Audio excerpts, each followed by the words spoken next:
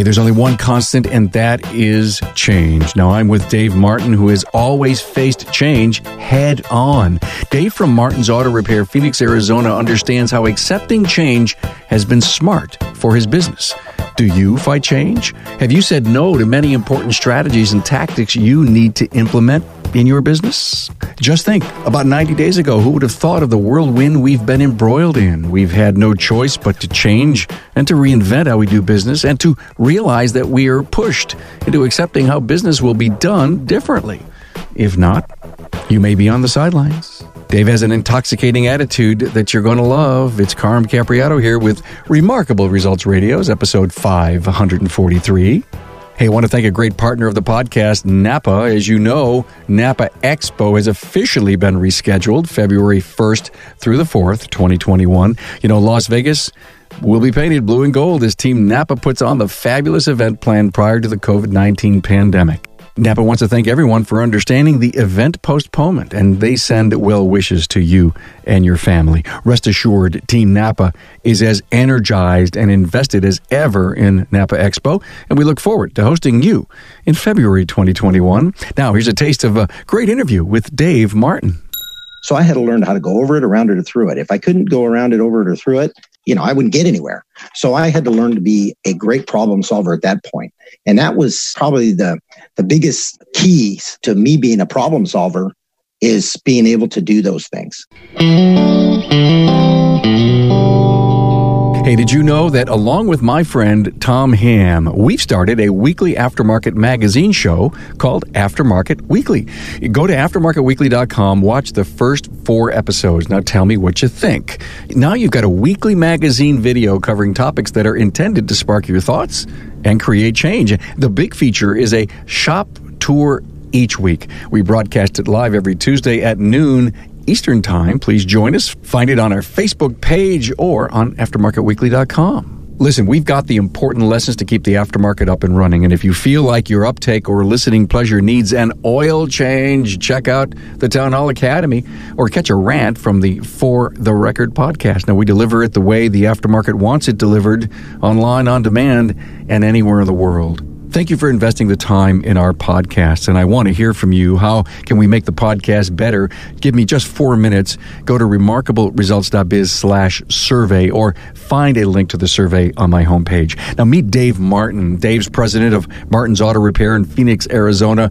Like so many in the industry, his automotive career began by pulling weeds at the family business. This episode educates us through the constant changes and evolutions of business growth through the ages. Dave shares some of his father's important rules and his own 5 rules to shape a great business, and also how important community is for Dave and should be for you. Dave also shares that he has a team of younger techs as he was faced with the reality of how hard it is to replace a seasoned tech. Solid business acumen that I know you'll get a gem of an idea from to help you. Find the key talking points for this interview with Dave Martin at remarkableresults.biz/E543. Hey, a warm welcome to Dave Martin, president of Martin's Auto Repair, Phoenix, Arizona. Hey, man. How you doing there? I'm great, Dave. I'm great. You told me big changes in the company, 2018. I can't help but think, look at where we are today, the importance that we are having to climb up and over, had you not done what you did in 2018.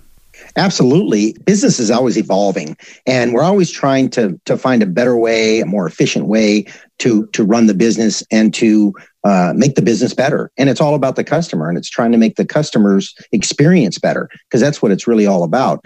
No matter what you do for a living, sell widgets or whatever, you want to make the customer experience the best that you possibly can. So we definitely went through kind of a transformation, a culture change. And that's really what made the world a difference through even this pandemic and through the harder times. I want everyone to hear what he just said, a culture change.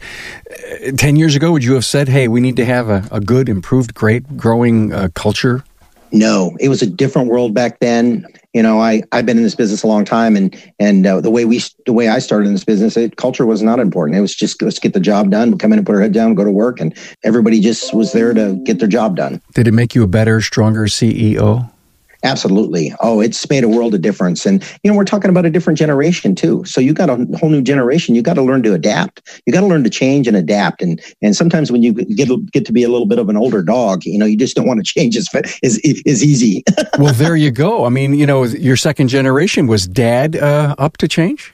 No, my dad had gotten to the point in the last 20 years that he didn't really want to change. The last 20 years that he owned the business, he didn't really want to change much. He really was at that point where it worked in 1970 this way. It'll work in, 1990 this way. It didn't matter. He was probably happy to see you. Oh, Dave's coming in. He wants to do all this stuff. He's the new stallion in the corral, and I'll let him go? Or did you have to get everything approved from him? No, once I took over the business, he kind of was all hands off. He just decided that, he'll sink or swim. And that's the way I was raised. Throw him in the deep end of the pool, huh? yeah, you figure it out. Go back to the culture thing, Dave. When you think about the things that you did to improve it, was getting closer to your people and letting them be out front really important? Absolutely. Definitely. Taking a step back and not going in there and just, get, like a bull in a china shop and get everybody out of your way and fix it yourself. I let them. And when they came to me with the issues or any kind of a problem, what would you do if I wasn't here? So I kind of enabled them and empowered them. I guess the word I'm looking for. I empowered them to make decisions because I didn't want to be here 24 hours a day. I didn't want to be in every aspect of the business because I needed to do my thing too. I needed to be the CEO of the business and run it. So they made a lot of decisions and hey, I tell all my employees this, look, the reason I know more than you is because I've screwed up way more than you have. So that's the wisdom. I spent $200,000 to get all this smart. Yeah, that's exactly or more. Right. Or a lot more. Yeah, I think you're right. You see, every time I do an interview with a seasoned, 20-plus-year-old vet, I throw a number like 200,000 out, and they look at me like I'm crazy. It's so much more. Oh my God, it is it's a lot more. So, embracing change, you couldn't have gotten where you are today without change being change is good, right? Absolutely, change is great when you embrace it. What's on the change agenda for this year? I know despite COVID and all the things we have to do differently, is there something out there that you say, hey, we got to do this? The challenge that we have is the technology, is keeping up with the technology and keeping up with the training. I've got a younger crew here, and I've got a guy that's been with me over 35 years. He's my age, but he's got a hell of an ability to fix cars.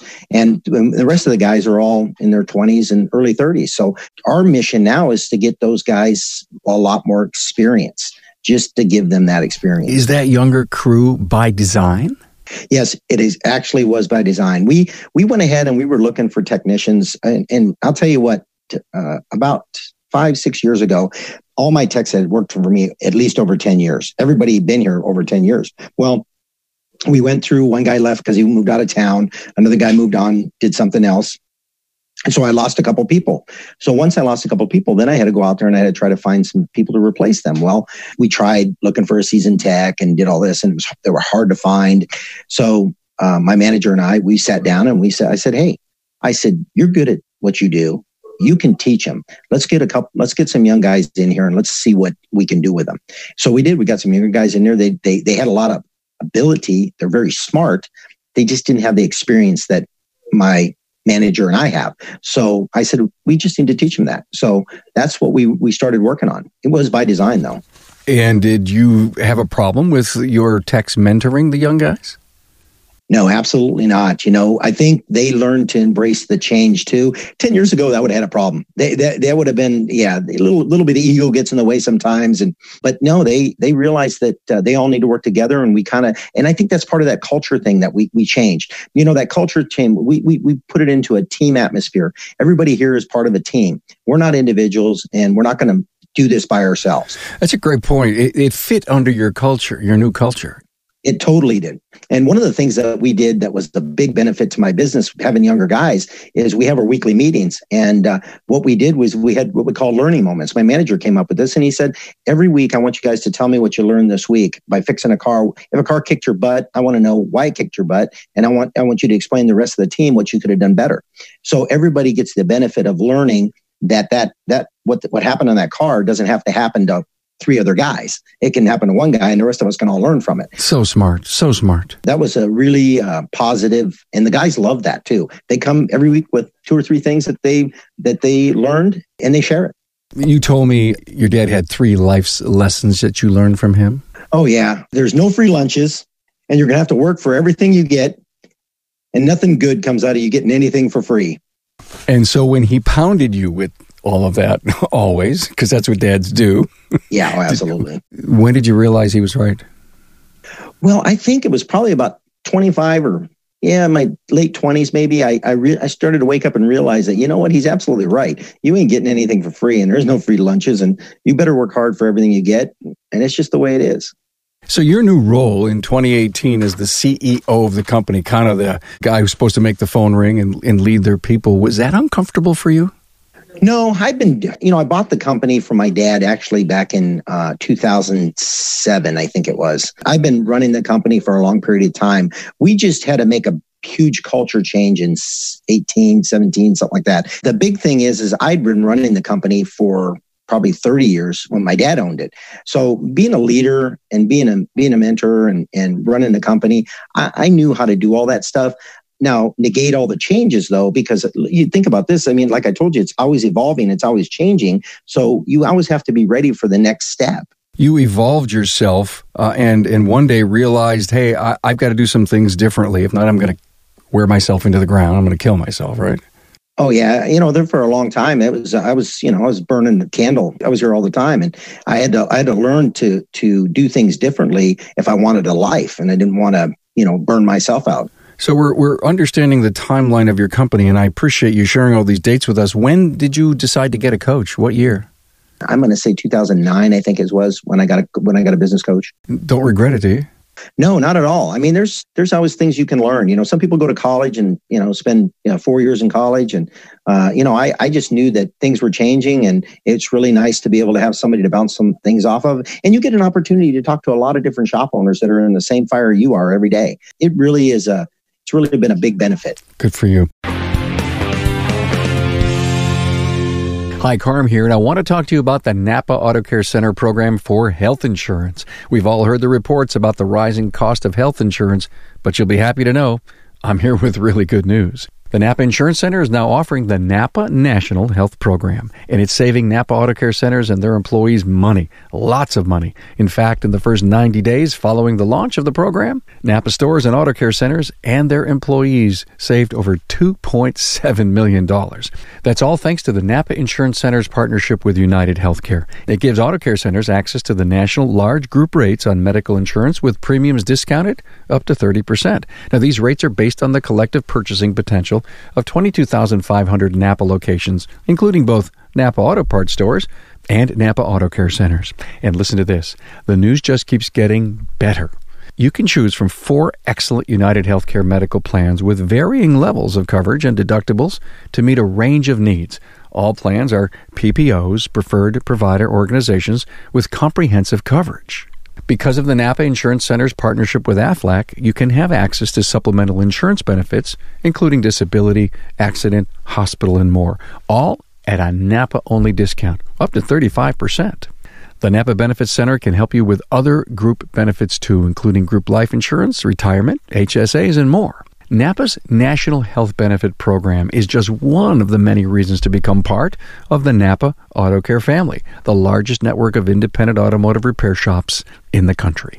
Talk to your servicing Napa store. For more detailed information about the Napa National Health Program, visit the Napa Benefits Center at www.napabenefitscenter.com or call the Napa Benefits Center at 844-627-2123.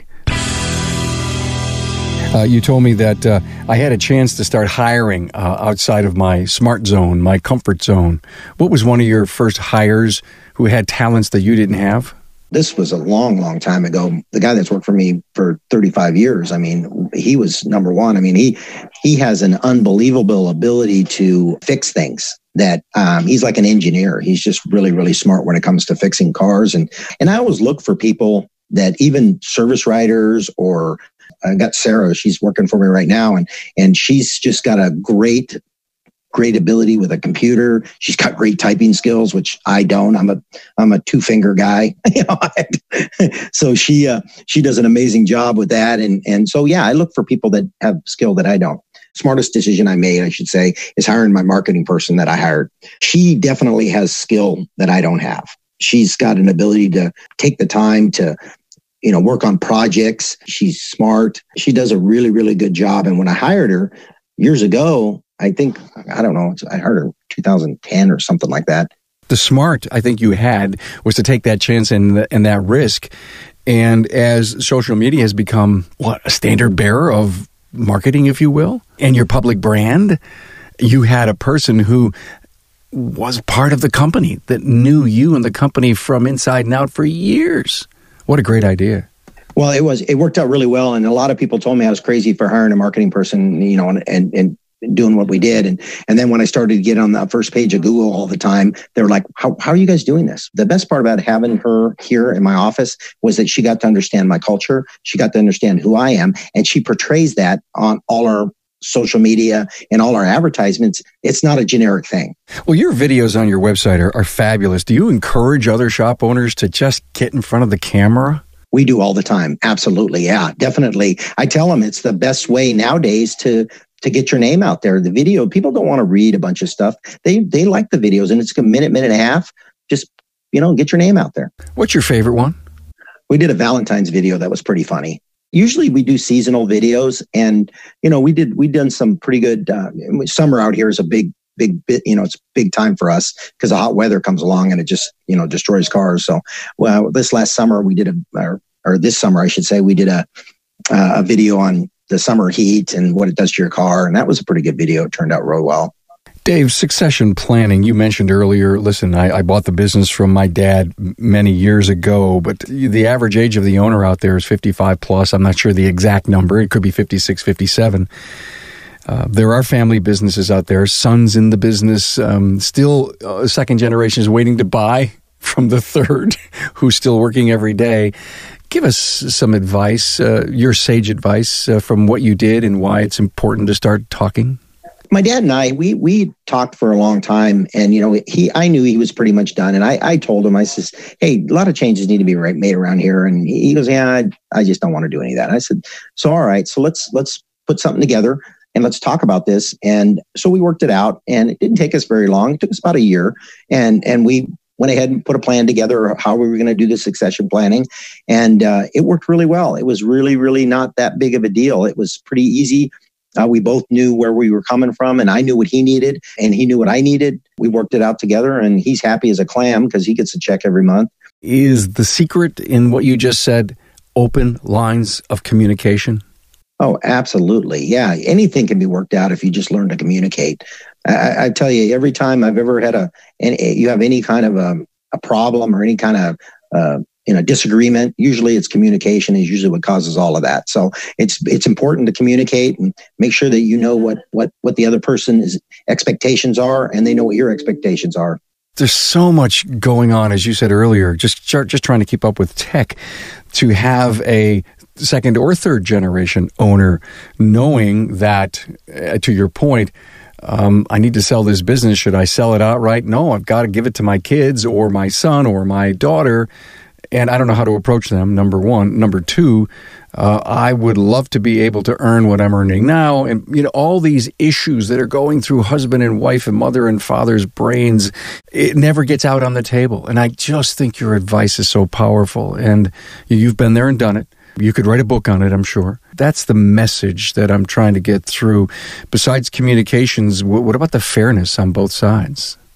Oh, well, he has to be. He's my dad. The thing of it is he worked hard his whole life. He's raised me and my brothers, and he's always taking care of the family when things needed to get taken care of. My dad was always there to take care of it. And so the thing of it is I wanted to make sure that my mom and dad live really well, because they deserve it. And I just felt like this is an opportunity for me to be able to better my family's life.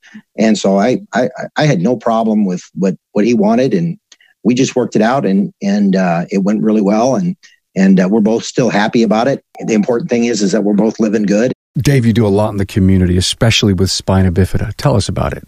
I'm the board chair for the Arizona Spina Bifida Association. Try to enhance the lives of people affected with spina bifida and try to empower them to be able to get out and do things.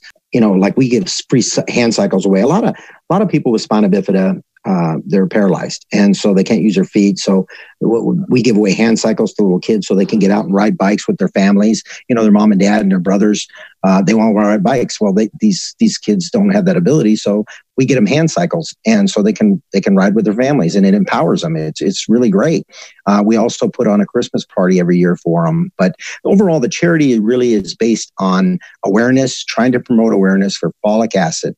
Obviously, consult your doctor, but they say 400 micrograms of folic acid can decrease your chances of having a spina bifida baby by up to 70%.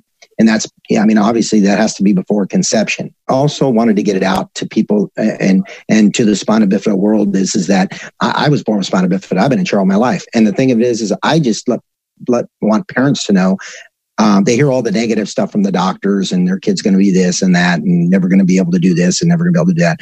Well, I want them to know that there's a positive side to this too. The thing of it is your life is not going to be crap because you get spina bifida. You just, your kids can be fine. You just gotta empower them, and you got to give them the motivation and give them the support to be able to go out and do these things. What a motivation you must be to families and to kids when you speak to them, because you're pulling up to them in a wheelchair. Yeah, absolutely. And a successful business, smart guy, business owner. Wow.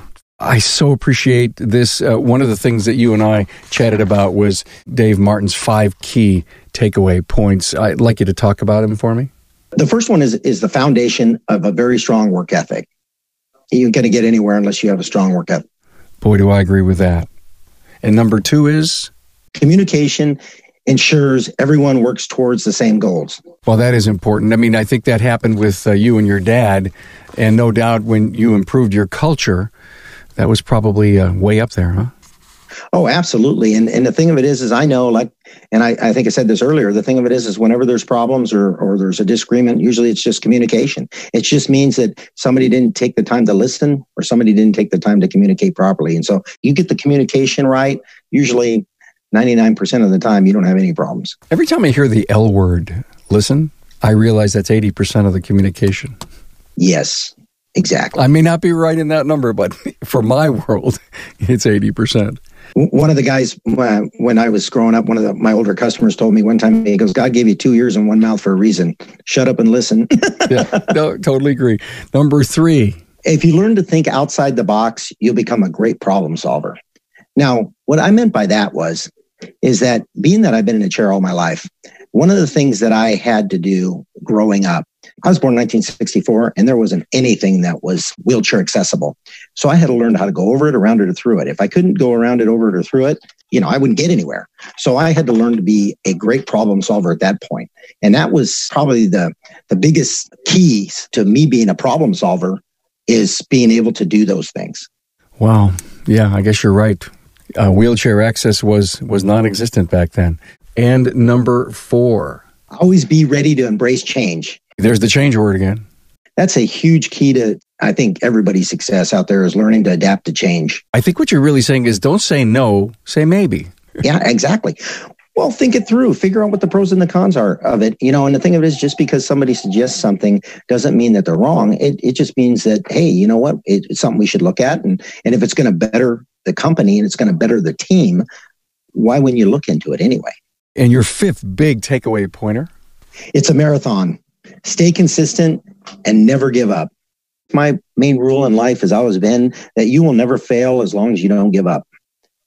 You may have some failures, but you're never going to fail unless you give up. You are living proof, my friend. Wow. I love where it went. Thank you for all your wisdom and all your honesty. I'm a friend of yours. Couple of cities down the road. And I picked up the phone. I am a shop owner. And I said, hey, Dave, this COVID thing, unbelievable. Give me your best piece of advice how I'm going to get up and over this. Well, I think just stay consistent, stay positive, make sure you have a great culture, and I think you'll be fine in the end. Well, great words of advice. Dave Martin, President Martin's Auto Repair, Phoenix, Arizona. Thanks for all the great sage advice. You bet. Thank you for having me. Thanks for being on board to listen and learn from the premier automotive aftermarket podcast. Until next time.